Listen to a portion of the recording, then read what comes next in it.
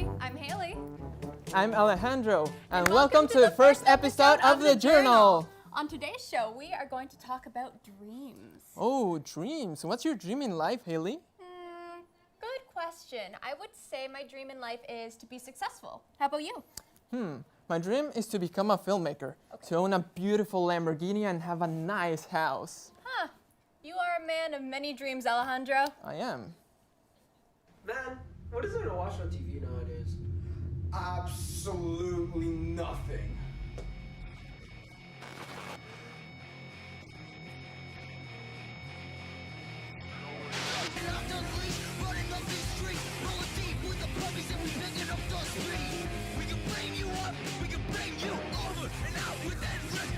Live from Centennial, we're gonna kill it today.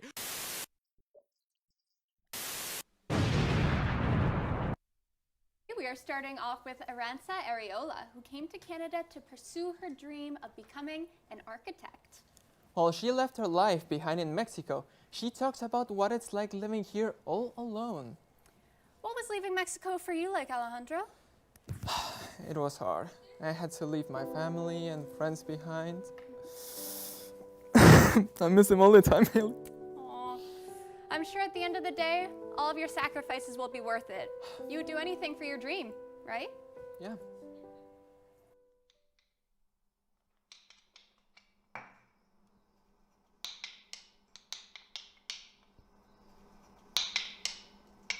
I'm Aranza Arriola.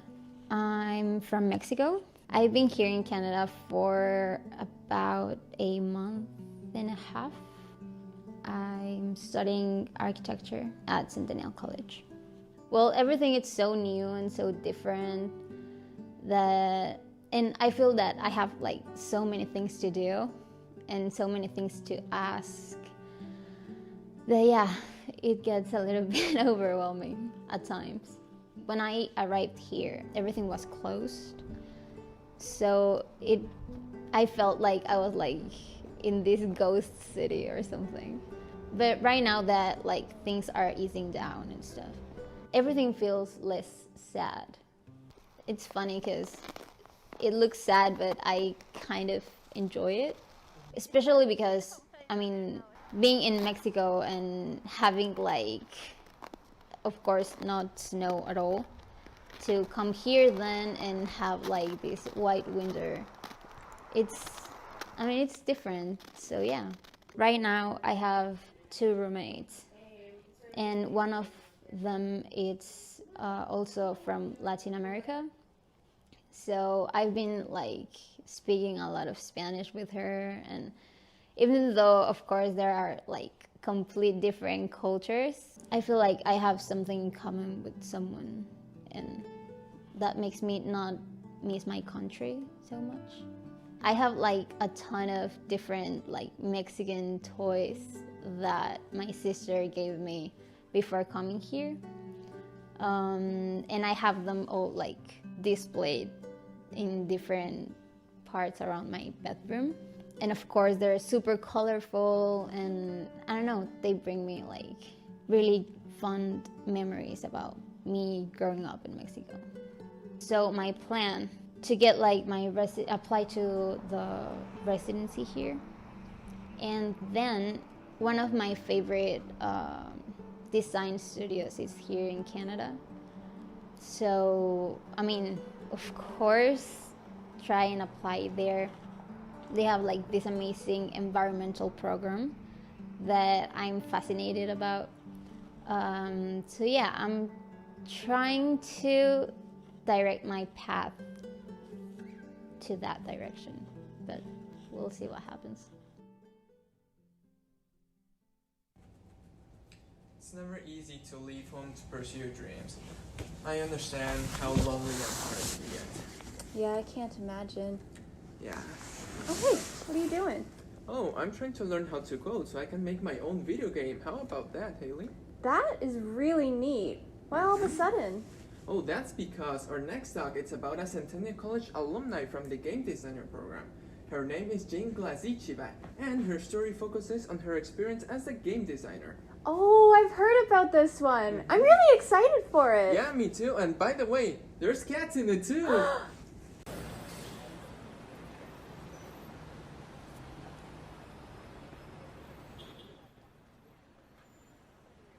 What I like most about the programming is that it's like a game. You can choose whatever direction you would like with which you can solve the problem, and this is like the main part that I like a lot. It's like everyday challenge that you need to solve like a small Rubik. I really enjoy organizing things, so for me programming is one of the way to organize my life as well.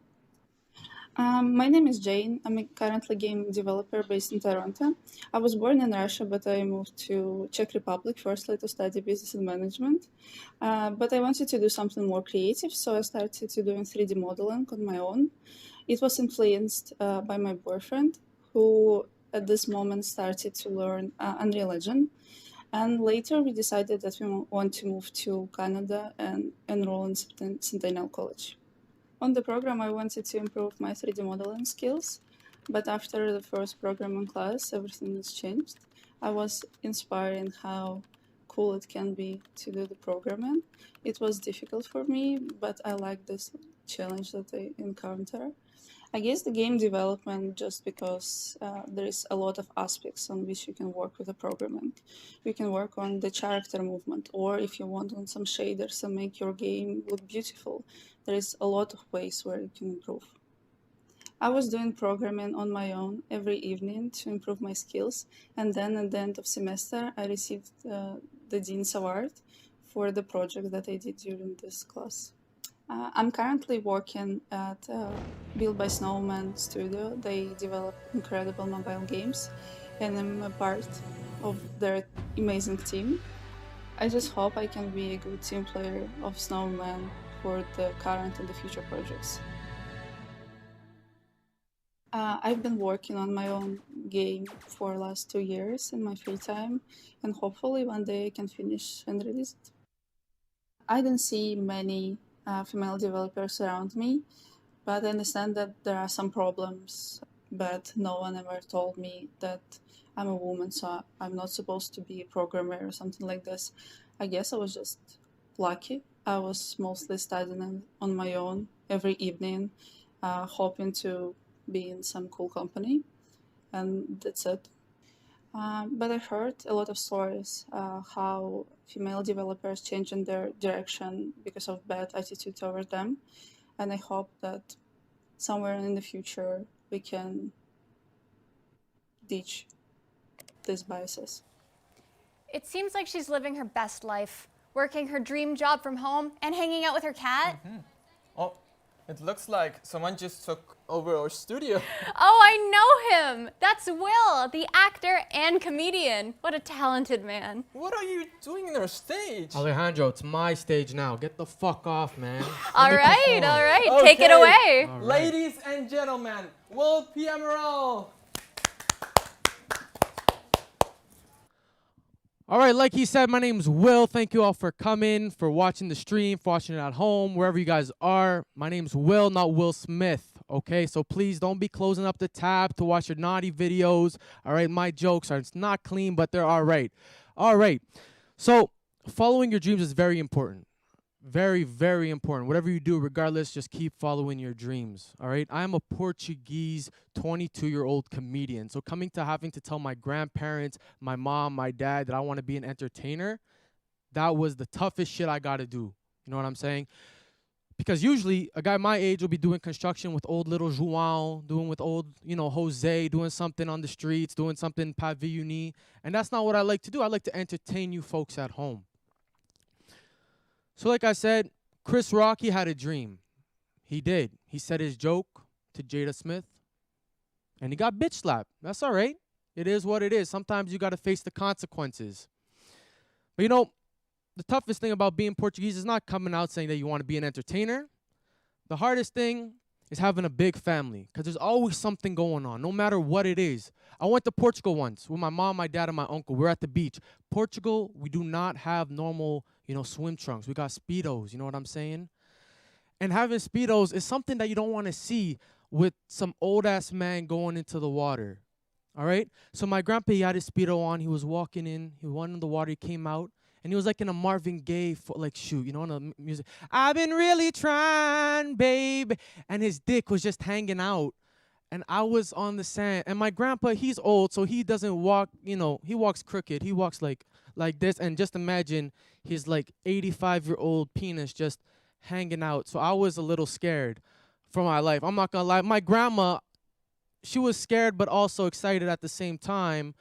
It sounded like she wanted to have a seventh child. Like I said, I have a big family. On my dad's side, I have 10 aunts and uncles. My cousins, we're about 30 cousins. Half of them are gay, which, you know what, is cool. I love them. I love them with all my heart. They love me with all their heart. But the only thing is, when they come to my house, they always singing something that, like, it's raining men. And in my house, it's not raining men. I'm trying to make it rain women. You know what I'm trying to say? But look, they do what they got to do. I do what I got to do. So, like I said, being a performer, you do all kinds of things. You have to do, make jokes on the fly, make jokes off the fly. So it's really, really entertaining. I'm going to go with the whole pandemic has just been a stressful year for all of us.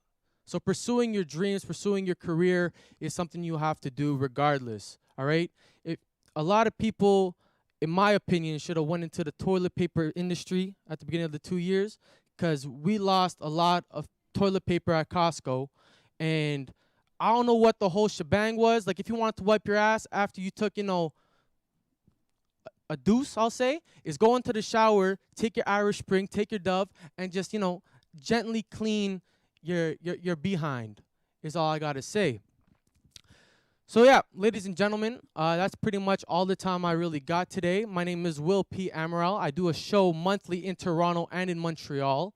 I really do appreciate all you for coming. And that's my time. You can follow me on Instagram at Will P-Amaral. Thank you so much. Have a good day. Thank you so much, Will. A good laugh is exactly what I needed today. Anyway, in the first half of the show, we talked about Arantxa and Jane pursuing their dreams. Now, let's get on to a more serious topic. How did the pandemic affect you, Alejandro? Alejandro, what are you doing? Well, it's sad. And the whole pandemic, I was just eating cookies. Yeah, you know what? I feel you. But I'm sure this next doc about Alfonso Manalo will cheer you up. Okay, I'm ready. I think for me, I've always wanted to make a difference. And I think I'm a giver in that sense, where I really like seeing people be happy. And so I think me being outgoing is trying to see what people need in their day and giving that to them,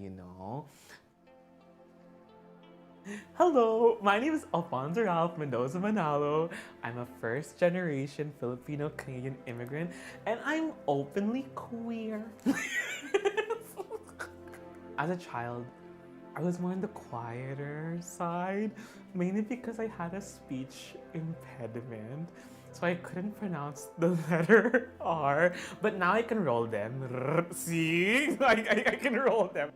I've stayed true to myself where I'm outgoing with people who I'm close with and with folks who I feel like a genuine warmth towards. Usually when someone's intimidating, I tend to be very quiet, and that hasn't changed ever since I was a child. Going into high school, to be frank, I was very scared going to high school because I didn't know anyone. I challenged myself to be like, let's try to maintain who we are, and let's try to maintain the essence of what makes me me, and I think I was really scared that people weren't gonna accept that.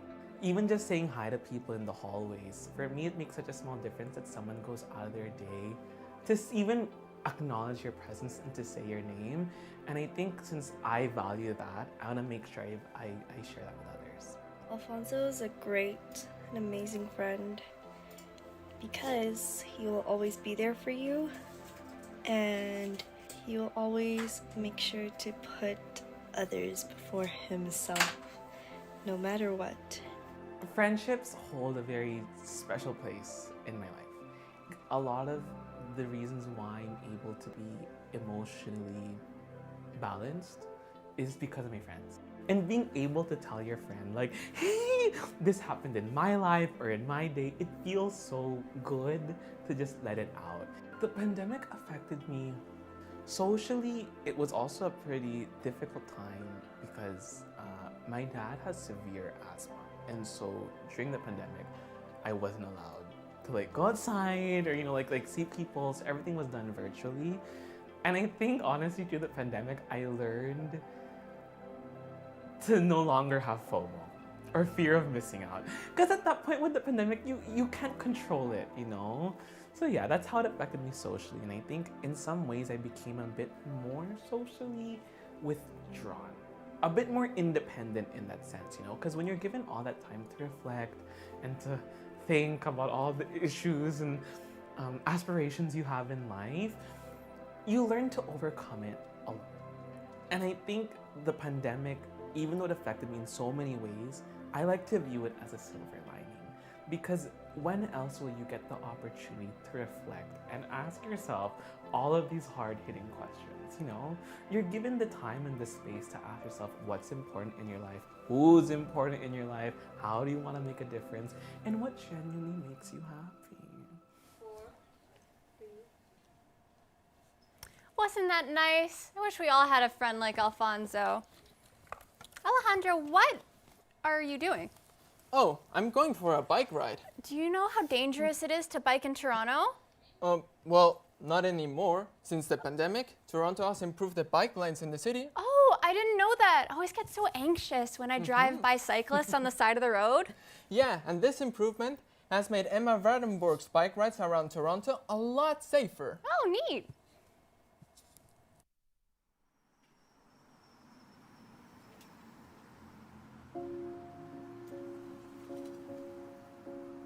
I was in an accident when I was riding on Richmond Street when the bike lanes were put in, which was wonderful, and I loved riding on those bike lanes. And it was like January, I think, and there was a transport truck in the bike lane, and I went around it. And when I went around it, there was a patch of ice, and my tires just went out from under me, and then my face broke my fall.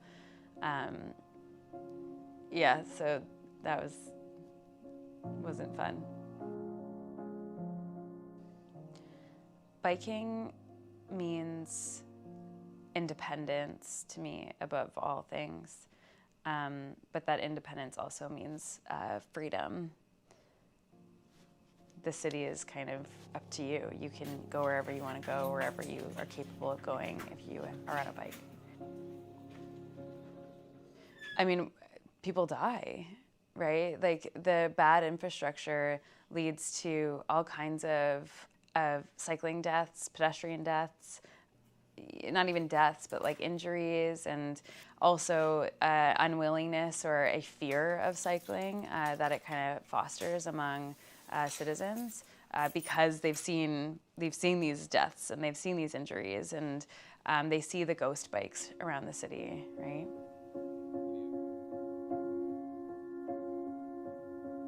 Incrementally, there's more infrastructure for cycling.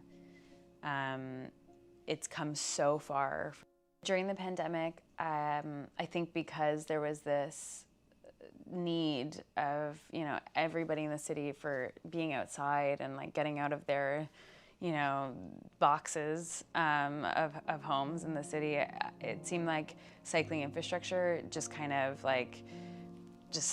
started getting improved at like breakneck speed because there was a demand for it, right? There was like critical mass of people wanting to get out there and bike. And it really kind of showcased that the city actually was interested in making cycling easier in the city. So one of the things was they would close down certain roads. So I think they closed down Lakeshore and they closed down Bayview on weekends. So they were just like multi-use trails essentially. I mean, like for me personally, because I work at the Brickworks, Bayview, when I would bike on Bayview on my way home, it would be absolutely terrifying. And as a result of the pandemic, they put in permanent bike lanes on Bayview. Cycling for recreation will continue to grow. And I think that if we have the same return to work that we're anticipating with like the pandemic kind of easing, I think that there will be more commuters commuting to work on bike.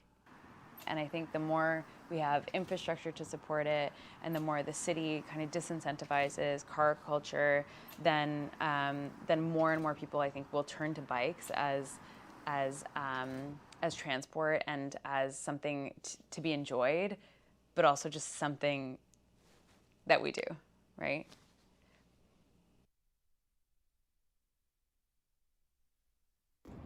I'm glad that the city of Toronto improved their biking lanes during the pandemic. Yeah. Maybe this summer I'll be able to go for a bike ride. Do you want to join me? Yes, of course.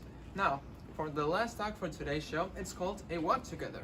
This project is a collaboration of Centennial College's broadcasting students and the students of the University of Portsmouth in England. Oh, very cool. So Rasmus is going to be taking us through a walk through Tommy Thompson Park in Toronto, and Michaela is taking us through the Wild Grounds Nature Reserve in Gasport.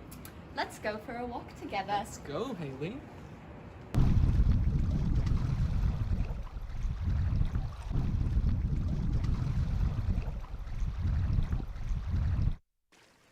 I'm Rasmus Groth and welcome to A Walk Together. I am here today at the Leslie Street Spit, which stretches from the bottom of Leslie Street and 5 kilometers into Lake Ontario. While technically not a spit, which is a naturally formed sandbank stretching out from the coast, the spit is a result of 5 decades of filling up land by the Toronto Port Authority. Most of the land is made from building materials from the city and its surroundings. There is a mix of concrete, of rebar, of bricks, some of it fairly new, and some of it has been around for decades, rolled and softened by the water into these little round pebbles. Great souvenirs if you care to have one.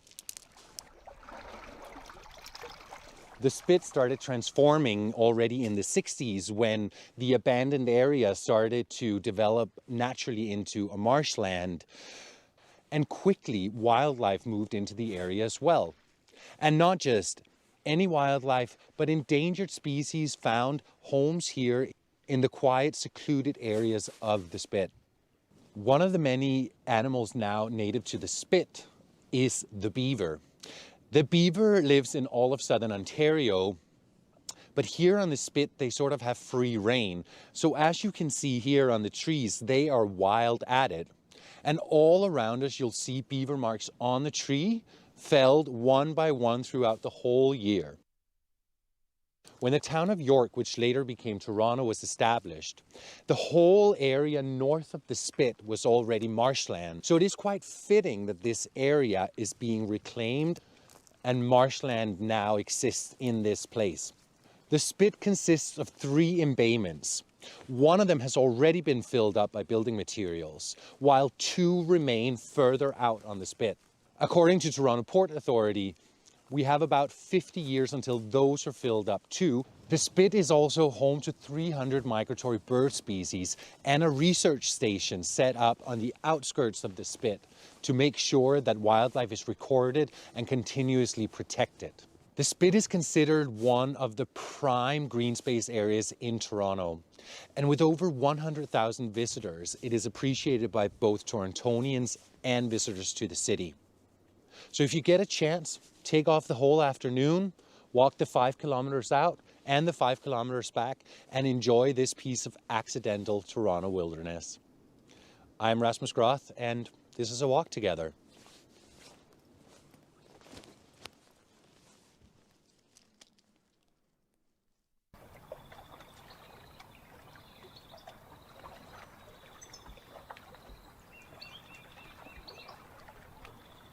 Hi, I'm Michaela, and we're here at Gosport Wildgrounds Nature Reserve, a place of scientific interest since 1984. To me, it's a place of beauty and tranquility, where the natural world is left undisturbed by modern life. It's an alluring spot on the south coast of England, known for its ancient veteran trees and endangered wildlife. Come with me on our journey around the woodlands.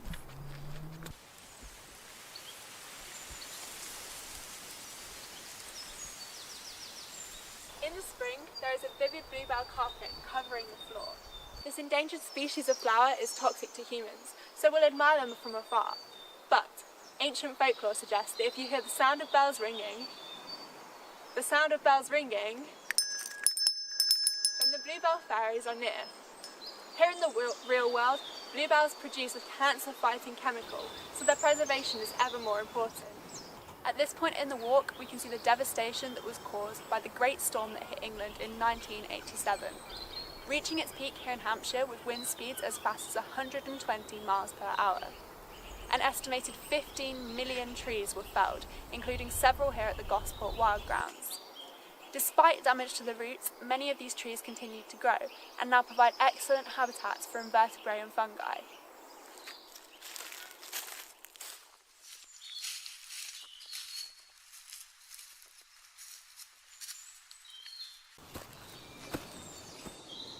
At this point, we reach the most notable midpoint milestone on our walk, the Old Man.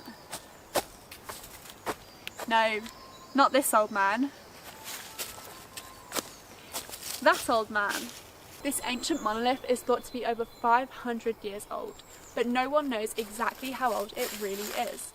Personally, I don't think it looks a day over 450.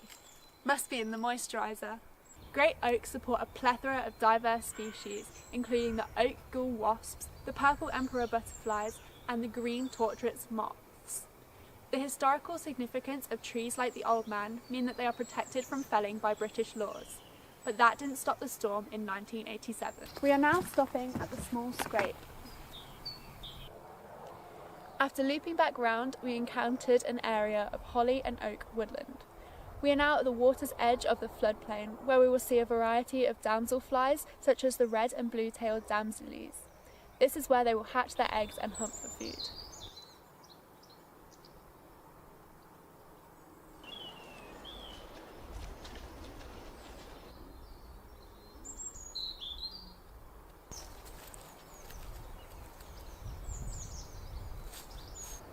Further down the River Alva is the Flood Meadow viewpoint, and this is the next stop on our walk. It is one of the largest reeds in the south coast of England, and a larger habitat means more wildlife. This is no exception to that. It's home to many species of birds, including the Setti's warbler, which is often heard but cannot be seen. Thanks for coming on our walk with us. I hope you found it as fascinating as I did.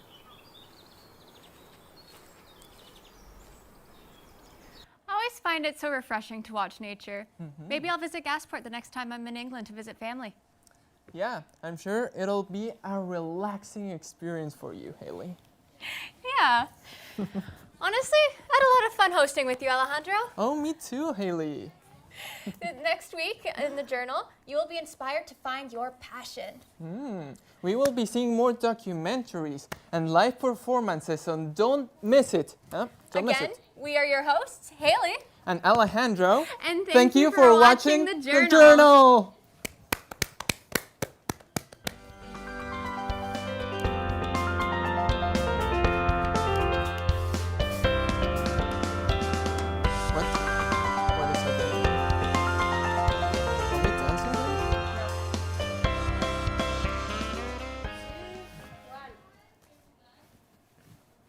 Now? We're done.